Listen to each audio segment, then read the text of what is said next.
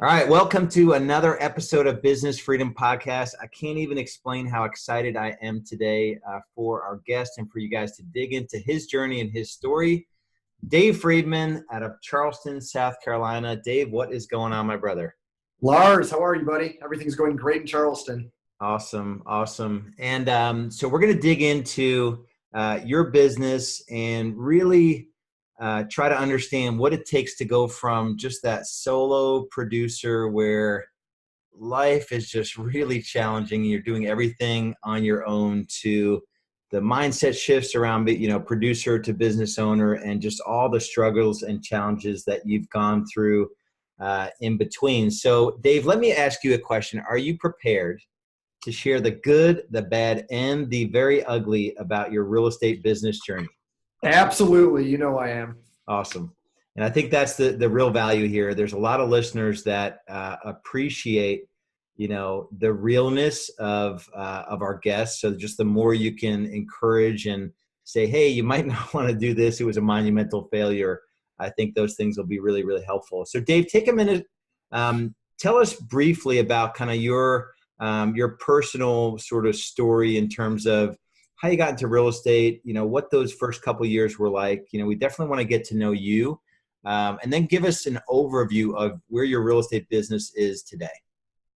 Sure, absolutely. I grew up in a family that was in real estate. So my parents were land developers and builders.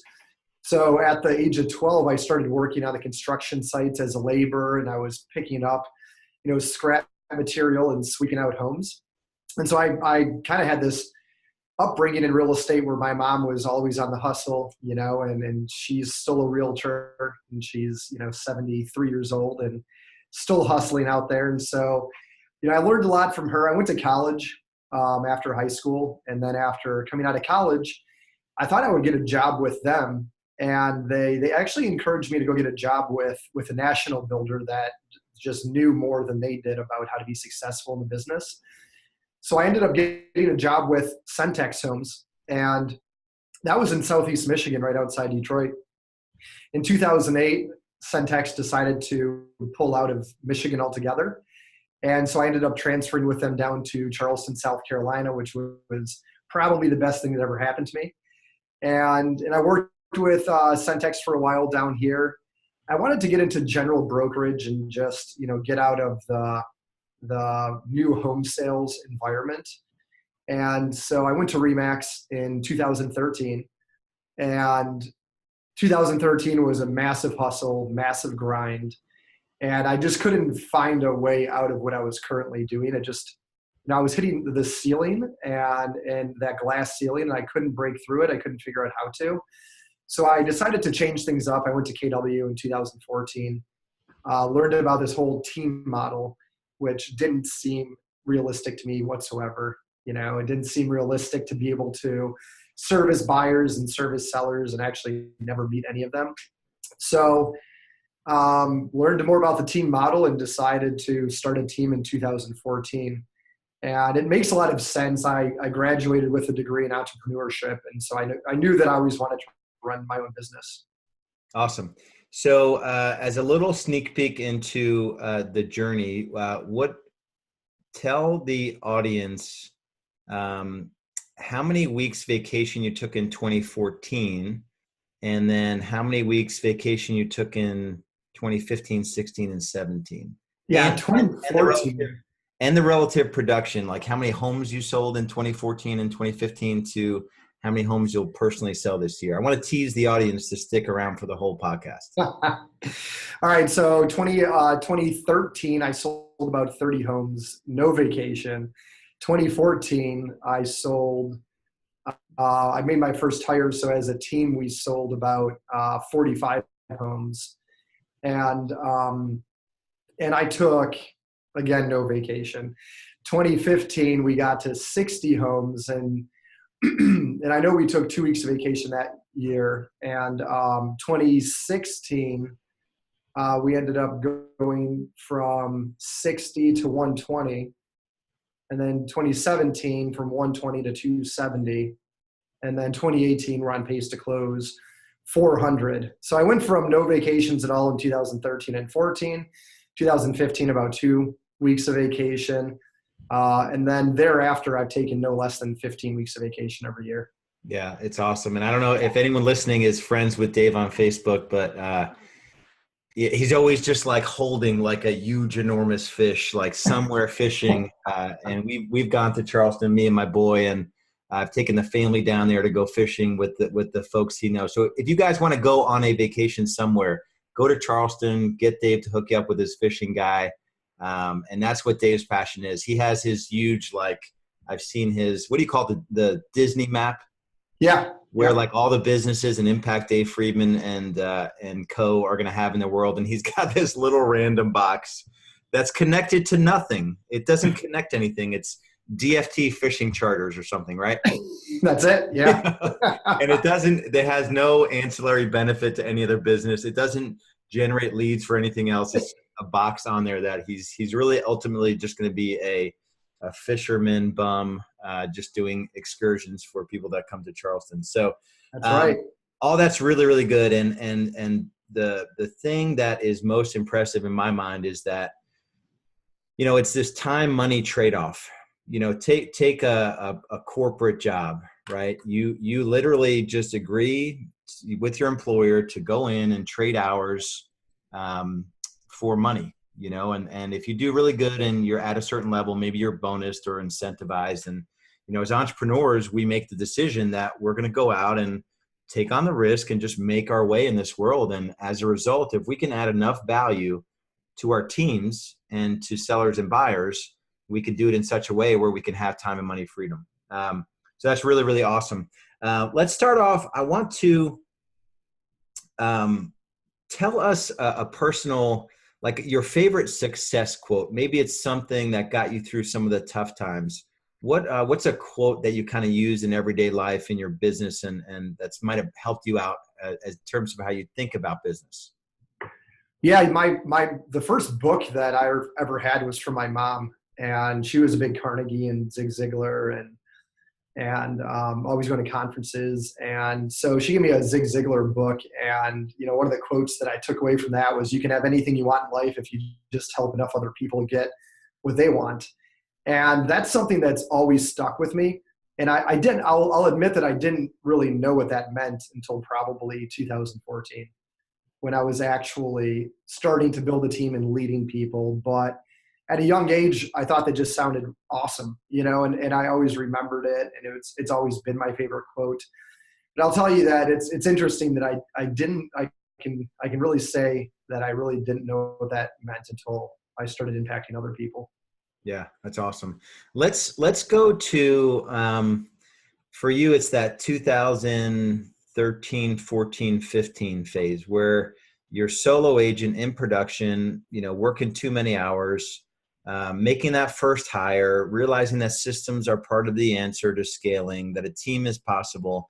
Talk about the challenges of that time. And then I want to transition into, what did you do to overcome the challenges? But talk about, like, conventional success in our industry has you selling 35 to 50, 60 homes, right? Yeah. And how that just sucks. Yeah. So talk about how that time was for you. And then when did you and Haley get married? When did we just had our 7th anniversary last week. So 2011. Okay. So talk about how it was impacting your personal life at the time as well. Yeah. I sacrificed, years of, personal relationships, my marriage, my relationship with my family. And, I think about it and it disappoints me because I can't get that time back. And I know that, there were some painful times for Haley and I feel like I tell her, it's only going to be another 90 days like this.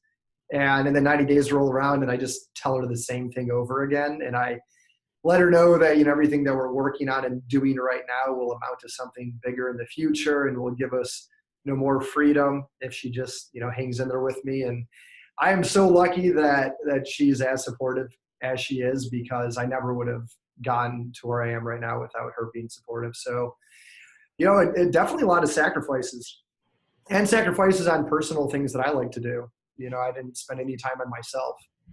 I let my health go. I let my, learning go in other areas and hobbies and stuff like that. So, um, yeah, it's a struggle, and I sacrificed a lot. And I think that what I learned through all of that is that you can't achieve greatness on your own. Nobody does. And the faster that, and I think something that held me back is I never thought that somebody could do something as great as I could. And so it was always really hard for me to delegate things. And once I started to learn that people can actually do things better than I can, take it to a different level than I can, and to trust in them, is when it really started to change a lot for me. And I became a better leader, and I became an advocate of hiring people and building a team and that kind of thing. Yeah. So let's talk about the shift from, so you went from, I think it was like 60 to 120 to 270. So you fully leapfrogged, like you cut out. I went from 60 to 120 to 180 to 250. You leapfrogged a whole year there. And then the next year you leapfrogged. So you cut out 2 years. Our journeys are similar, except yours was 2 years shorter. Talk about the transition from, you made a comment like, I really didn't think you could do that, like not work with buyers and sellers. And then what was the critical, was it mindset set around, systems, or was it truly people leverage? What was the big shift there to go from top producer to business owner? I mean, it's all about people leverage. It truly is. You have to have the right systems to keep everybody on track as well, and keep the train on the tracks. And at the same time, if I had to pick systems or people, it would be people all day long.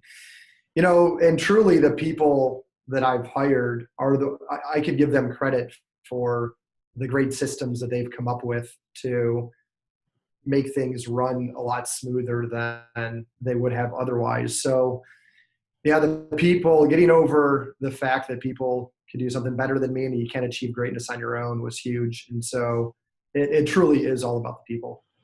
And so let's talk a little bit. Let's go a little bit on the dark side here.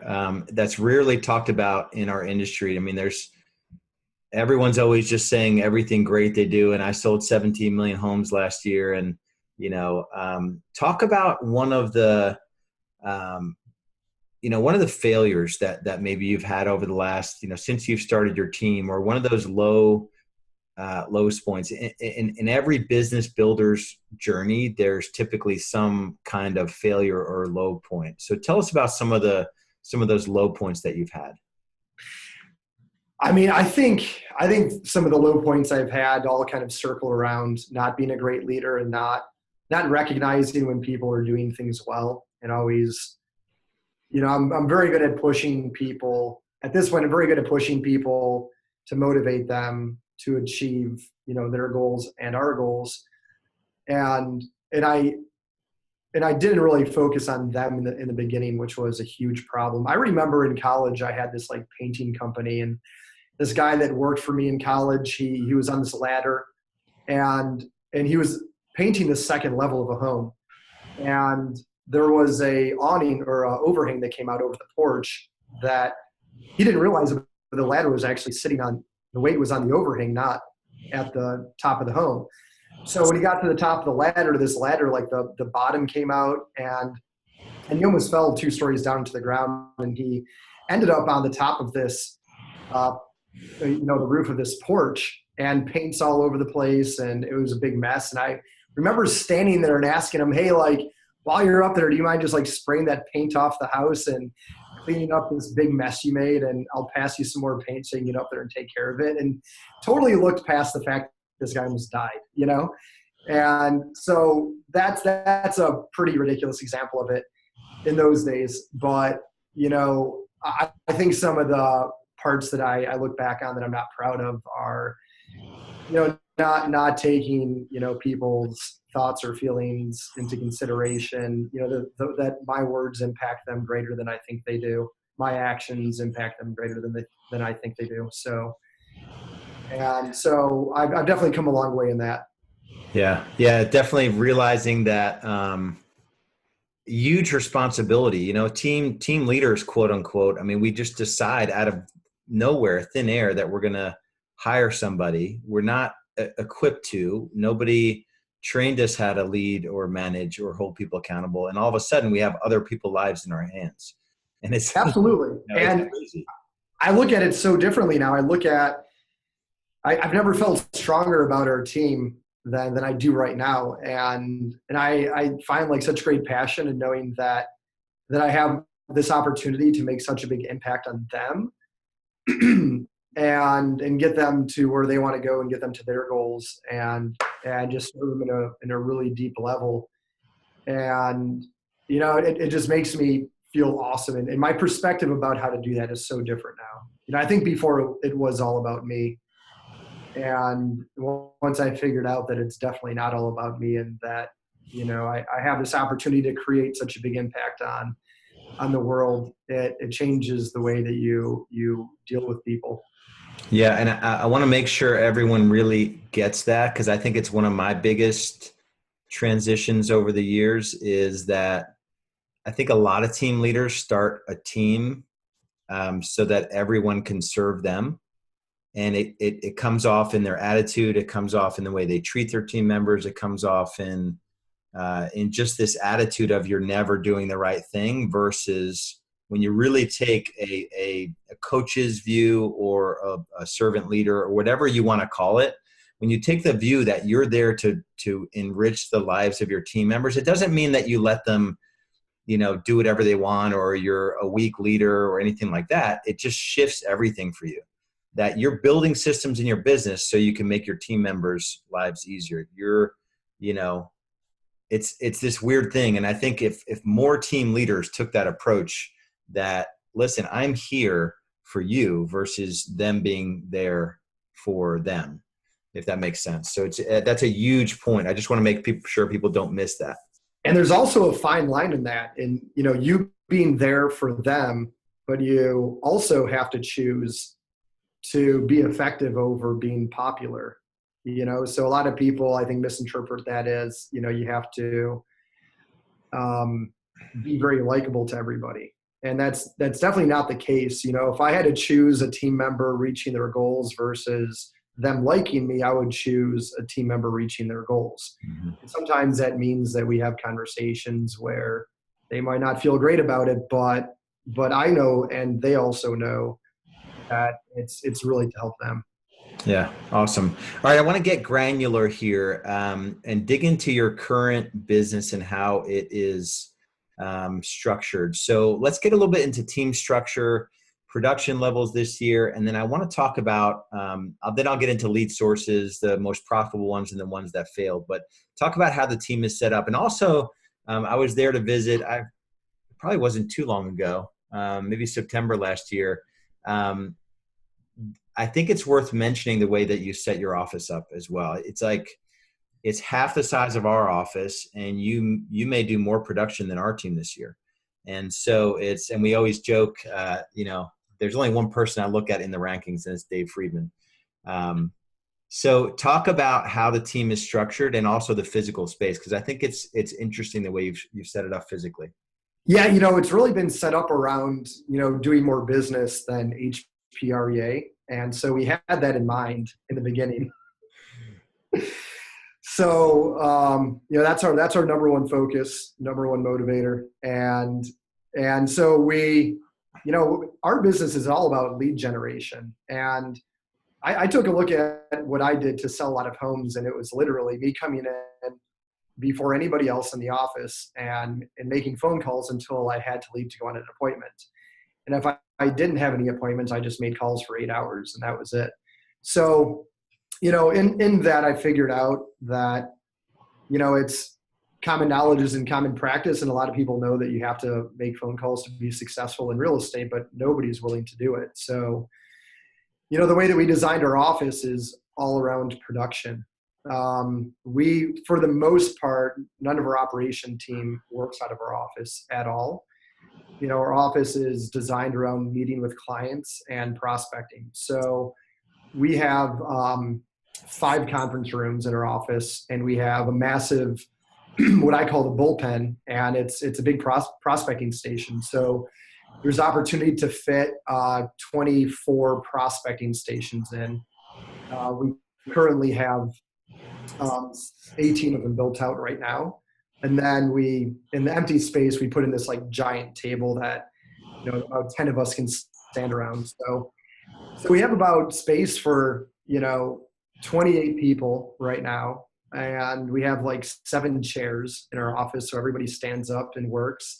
And each prospecting station, it's designed to where you stand up and you make phone calls, and that's it. Then we have enough conference rooms where people can meet all their clients at our office.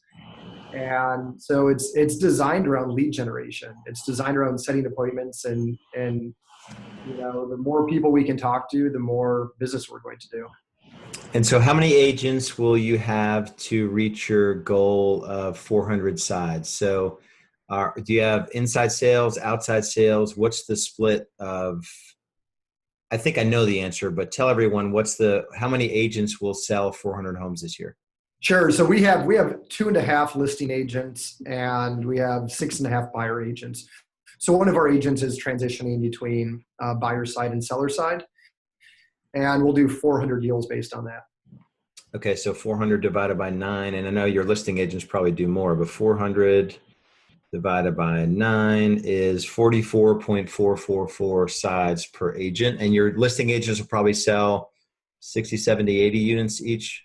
They'll sell, last year they were doing about 100 each. And I think they want to scale back a little bit this year a piece, just to get a better grasp on personal life, which we're totally cool with, and, we're making sure everyone has a work-life balance is really important to us. Yeah. So yeah, they'll do anywhere between 70 to 100. Yeah. Awesome. All right, cool. Talk about lead sources. So what are some of your most profitable lead sources? To go back real quick too, we actually, all of our agents lead gen on our team right now. We also, we had one ISA, which we don't have anymore. And so we're on a mission right now to fill up our entire prospecting stations with a massive ISA team. So I'm proud to say that all of our agents set appointments for themselves right now, which is incredible that they do that much production, have a work-life balance, and still manage to call 12 hours per week. We also introduced 2 showing agents into our team this year. One of them's been with us 60 days and the other one about 90 to 100. And it's given the buyer team a lot more leverage. So again, they're not working weekends, and they can design their life on a Monday through Friday and work, 8 to 5. Yeah.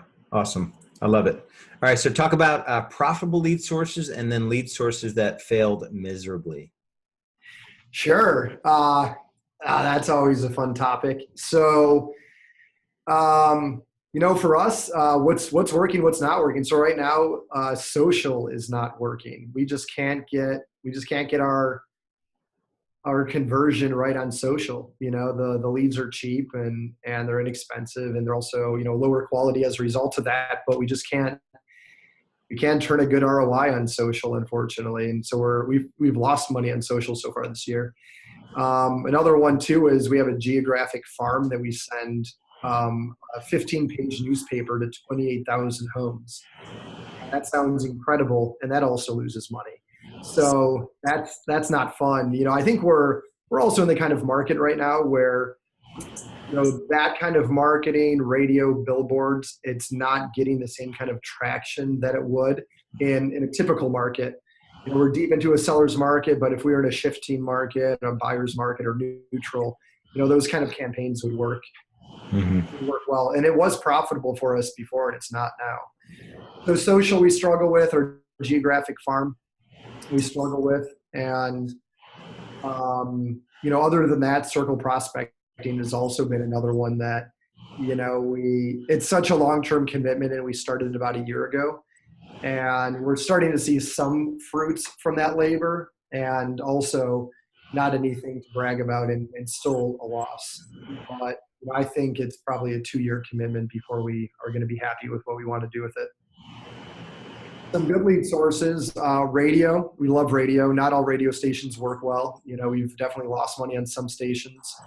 We've probably lost money on the same amount of stations that we've made money on.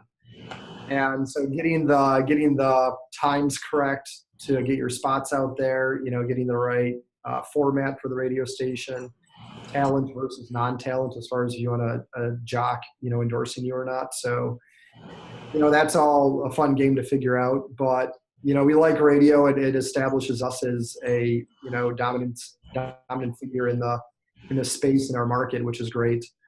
Other than that, we're super traditional. I mean, sign calls are great. Mm-hmm. We still do well from pay-per-click, which I think a lot of people have gotten away from. Zillow and Realtor, I'm not thrilled with our ROI. We get like a 2 times ROI on that stuff. And the only reason I keep it, though, is because it delivers our agents, quick deals where people are looking to write contracts in 30 days, opposed to, like a circle that might be 9 months out. Mm-hmm. So we have a strategy. Go ahead. How about database? What percentage of your business is people that already know, like, and trust you? Yeah, I can't believe that wasn't the very first thing that I talked about, because database crushes it. I mean, it's by far the most important thing that everybody has to get set up. So we do a third of our business from our database, and we do a third of our business from database, a third of our business from listing marketing, and a third of our business from buyer marketing. And so our ROI is 40 times on our database. And it's by far the best thing that we could be doing out there. Yeah. So you'll do about 1.3 million from the database, spending 60 grand. Yeah. Less than 60 grand? No, less than 60 grand. We'll spend about 40. I think this year we have a budget for about 45. 30, 40 grand. Okay, cool. Yeah. 45,000. Yeah. So, I mean, that goes without saying that a lot of teams are really burn and churn, and they don't consider, lifetime value of client. And what's your goal ultimately from the database? Do you have a goal for the future percent of your business from the database?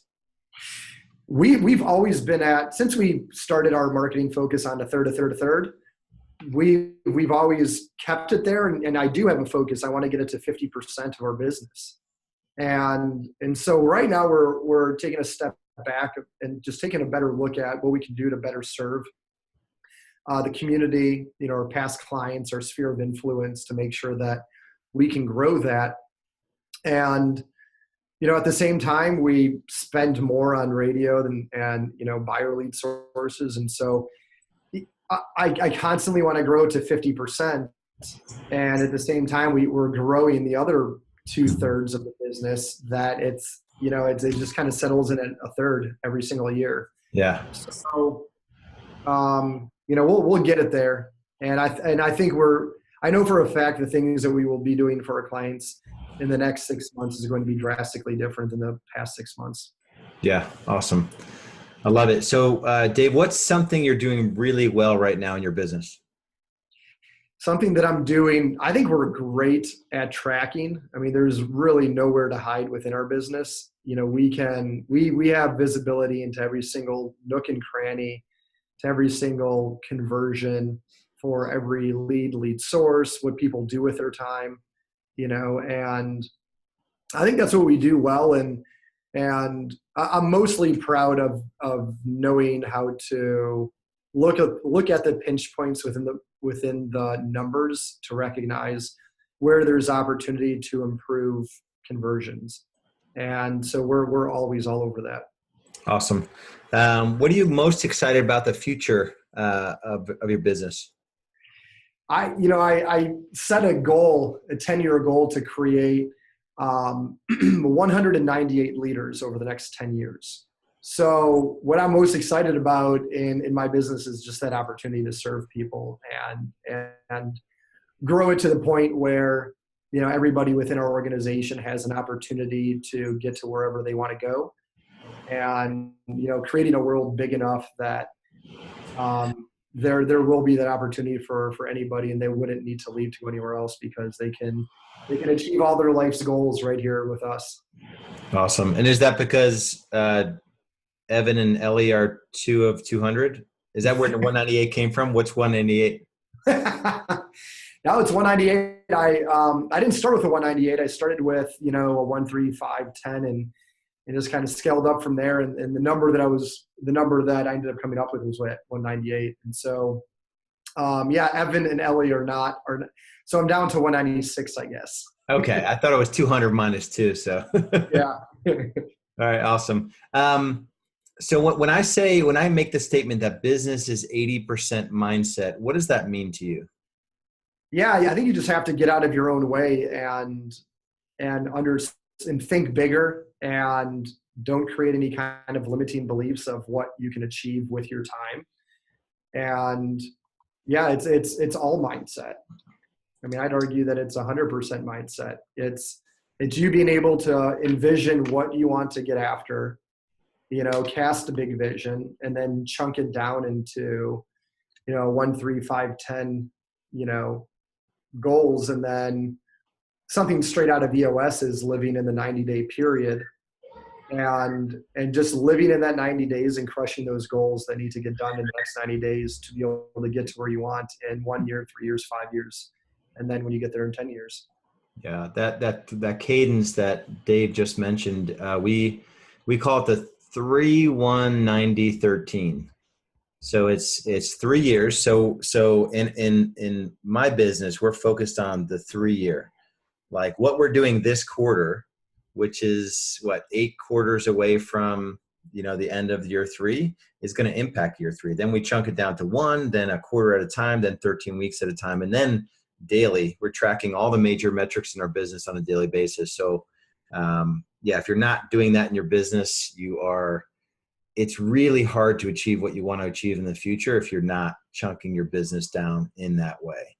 All right, one more thing, and I know you and I are similar on this one. And a lot of business owners struggle with enjoying the ride, where it's this constant, we're achievers and we're focused on, achieving. And then we're kind of never really, it's like when the guy fell with the paint, right? It's like, listen, we got to finish the job. Like, I mean, are you done? Are you done fearing that you lost your life yet? And I think it translates into enjoying the ride. What do you do to make sure that you're going to enjoy the process of building the business, and not just when you get to this end game that you've built for yourself in your mind? How do you enjoy the ride? Yeah, that's a good question. I think with hard chargers, they let a lot of things get into their calendar and their time during the week that it takes them away from actually enjoying the ride. And so the first thing that I do typically for the year is I go ahead and plan all my vacations, and at least put time. Even if I don't have something planned, I'll still put time in the calendar and just get my mind wrapped around, like, that's happening first. That's the most important thing. And then, on a weekly basis, or going back to the living in the 90-day world, I'll set a lot of personal goals for myself. How many dates I want to take Haley on, how many times I want to go fishing. I've recently became a licensed pilot, so I've been flying a lot. So, making sure I have time for that. And, I love being successful. It's a lot of fun. It's super gratifying. And it's also not awesome when you're not out there doing the things that you really enjoy, and the things that, you're meant to go enjoy from working so hard. So every Sunday before the week starts, I go into my calendar and I just cancel a bunch of stuff that's in my calendar, because it doesn't have anything related to my 90-day business or personal goals. And I just get that stuff out of there. I apologize to people that I can't meet with them. And, I'm bad at thinking that, if I just book an appointment with somebody who wants to meet with me 3 weeks out, it'll give me enough time to get this stuff done today and over the next 3 weeks. And then when that appointment comes up, I'll have more time, but that's never the case. So I spend on Sunday, I just remove a bunch of stuff out of the calendar, and then I plan what I want my week to look like. Dinners with my wife, days I'm going fishing, days I'm going to go fly a plane. And then I put in all of my big professional rocks into the calendar, and I make sure that, I have time to get after those professional rocks, because, being a business owner, in my case, there's, 30 people that, are, after me every day, which I love. And at the same time, that will run your entire day if you don't have the other important things blocked in there. Yeah, awesome. All right, favorite part of my show, we call this a lightning round. I'm just going to kind of throw questions at you, and you come back at our listeners with life-changing answers. How does that sound? Sure, let's do it. All right, so Dave, what keeps you up at night when it comes to your business? I think it's, you talked a little bit about, my vision map, and, I've talked a little bit about creating 198 leaders. And I think I know what keeps me up is my fear that I don't create enough opportunities fast enough for people that I'm not able to help them grow into what they really want to grow into. Awesome. What were you most afraid of when building a real estate team? I'd say by far, hiring people that couldn't do things as well as I could do it. So delegating? Yeah, delegating. Yeah, awesome. What was the best advice you've ever received about business? By far, invest in the right people. Be slow to hire, quick to fire, and it's all about the people. Awesome. Can you share one of your personal daily or weekly habits that you believe contributes to your success? Honestly, I think we just covered it, that setting 90-day goals and then taking time on Sunday to look at the week ahead and setting yourself up for success.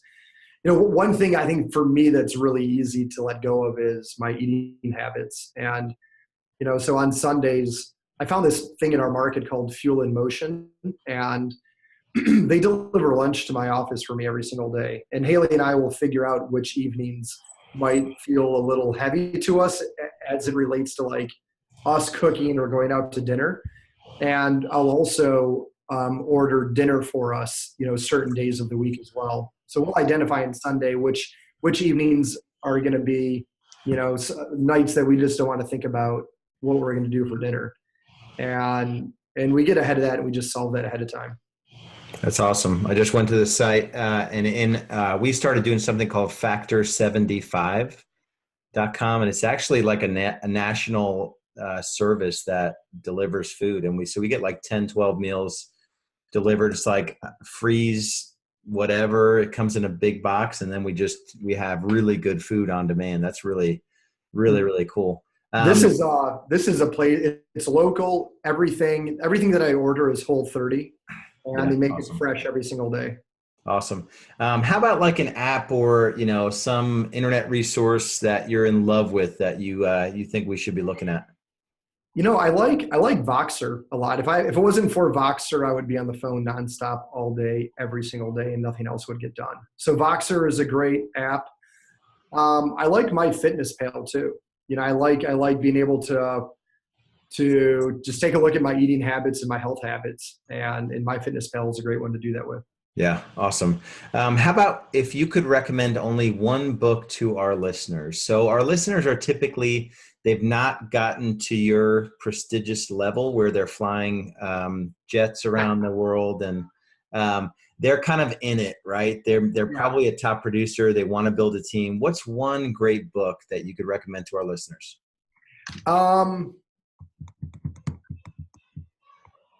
There's so many great ones out there. I think it was Chet Holmes came out with The Ultimate Sales Machine. Yeah. And that's just such a good one as it relates to like dominating how much time you have in the day and getting the most out of it. Yeah. There's a lot of really good. Go ahead. No, I was gonna say that's where the top 6, the chapter 1 in there is, time management strategies for billionaires. Yeah. Which is just awesome. Darren Hardy's got some great stuff in there. Was a Compound Effect. That I think those 2 books had a massive impact on my ability to get more done than most people in the same amount of time. Yeah, awesome. Dave, what should you have shared with us that you haven't? I would just say, like, no matter how big the struggle or how hard it feels right now, just remember why you're doing what you're doing, and it'll definitely pull you through any of the difficulties that you're going through. And all those difficulties are really just opportunities to help you grow. So I enjoy staying in the uncomfortable zone. As soon as I get comfortable with something, I know I'm not growing. That's another thing that I think has helped me grow fast is that I will, when I became okay with delegating, what I started doing fast is I would get into something, I would learn it, master it, and then right when I became awesome at it, I would delegate it and get it off my plate and then just go and tackle something else. And, um, another thing too, for people that are, and it's even still holds true for me today, but especially if you're in sales, two things that have always impacted my success are the quantity and quality of the people that I'm talking to, and also the depths of the conversations that we take those to. So even if you're, trying to set appointments with buyers and sellers, the more you talk to, the better, and the quality of the conversations you have with them are going to impact that outcome. And even, I'm not talking to buyers and sellers on a regular basis, but I'm still choosing to talk to a lot of people that are really good, that are dominant professionals in our space, and having good conversations with them to learn from them. Awesome. Dave, if you had to do it all over again, what would you do differently? I would figure out the whole delegation thing a lot quicker, and leadership. Give me something more specific. Yeah. I think that, one thing that always, that held me back for so long in being able to grow faster is, again, my limiting belief that people can't do things as well as I can. And it's totally shifted where at this point, if somebody can do it 80% as well as I can, I'm totally okay with that. Like, that is perfect. Mm-hmm. All right, Dave, as we wrap up here, there is a lot of, I think there's just a lot of struggling, even with conventionally successful real estate agents. They're just struggling, and it's a time trade, and relationships, marriages are strained, not seeing your kids or doing the things you love. What final words of encouragement can you give to those folks that are struggling right now? I would just constantly ask yourself, am I doing the best that I can do, or the best that can be done? Just constantly ask yourself that. And, everyone has such great potential, and that's your only competition. You just have to continue to compete against your potential, and don't worry about what other people are doing. Don't worry about what else is going on out there. Just look at your potential and compete against it, and always chase it down. And your competition is truly just the job that you could have done. A lot of people fall short of what they could have done, and that's what your competition is. It's nobody else out there.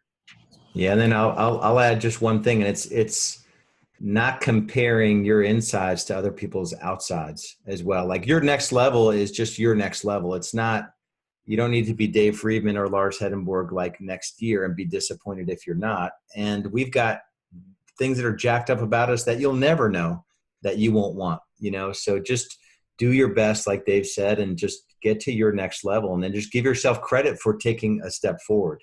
So Dave, it's been awesome. I just can't thank you enough for your giving spirit, and the way you're such an abundance guy. And I know this podcast will help a lot of different people just see what is possible for their business, to have come from, just hustling and, just grinding like most of us have done. So Real Estate B School thanks you. Business Freedom Podcast thanks you. And just encourage everyone to go out there and build a life by design, and just take one step at a time. Dave, thanks again, brother. Yeah, thank you, Lars. All right. Talk to you soon. Talk to you soon.